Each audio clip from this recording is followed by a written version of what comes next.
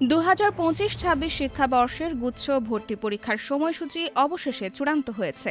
আজ বৃহস্পতিবার 23 অক্টোবর সকালে রাজধানীর আগারগাঁওয়ে বিশ্ববিদ্যালয় মঞ্জুরি কমিশনের কনফারেন্স রুমে অনুষ্ঠিত এক গুরুত্বপূর্ণ বৈঠকে এই সিদ্ধান্ত নেওয়া হয়।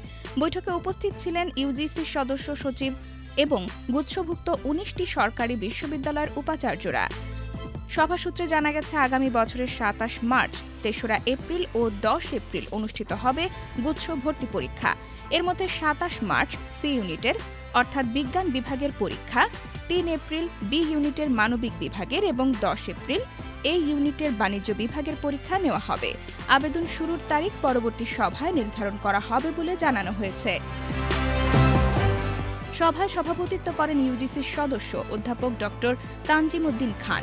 স্বাগত বক্তব্যে তিনি বলেন, সমন্বিত ভর্তি প্রক্রিয়াটি শিক্ষার্থীদের ভোগান্তি কমিয়ে এবং দেশের উচ্চশিক্ষায় স্বচ্ছতা ও সুযোগের সমতা নিশ্চিত করেছে।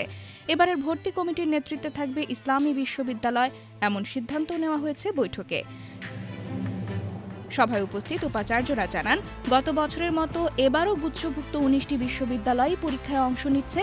নতুন কোনো বিশ্ববিদ্যালয় যুক্ত না হলেও ইউজিসি ও শিক্ষা মন্ত্রণালয় ভবিষ্যতে আরও কিছু বিশ্ববিদ্যালয়কে গুচ্ছ প্রক্রিয়ায় অন্তর্ভুক্ত করার উদ্যোগ নিচ্ছে।